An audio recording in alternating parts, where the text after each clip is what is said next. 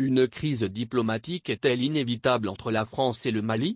Pour l'heure, difficile de répondre par la négative.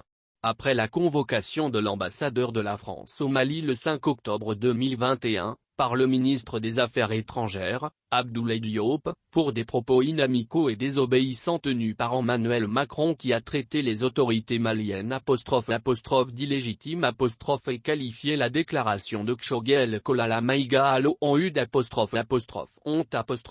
Le chef du gouvernement enfonce le clou à Genève, accusant la France d'avoir créé une enclave pour y former des terroristes au nord du Mali et attestant également que le Mali en a les preuves.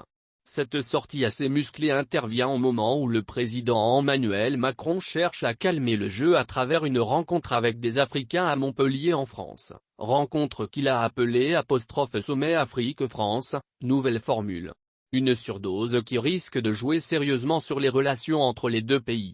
C'est dans une interview accordée à l'agence russe RIA Novosti, en marge de la Journée mondiale du coton, tenue à Genève le 7 octobre en Suisse, que le chef du gouvernement a fait ces déclarations.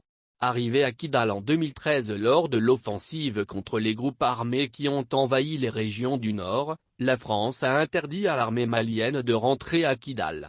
Elle a créé une enclave. Ensuite, qu'est-ce qu'elle a fait?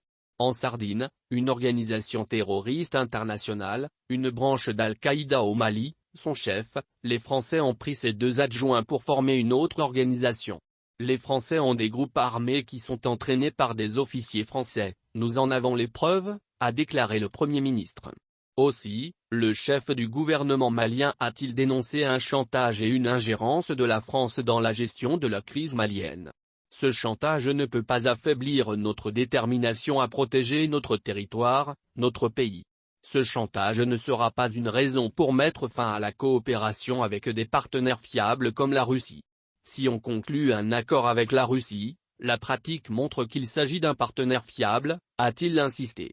Dans la même interview, Choguel Kolala Maïga révèle que la France multiplie les pratiques de chantage tout en bloquant les autres partenaires fiables, alors que nous sommes un État souverain et cela nous donne le droit de coopérer avec n'importe quel État dans l'intérêt de notre peuple. C'est notre seul objectif.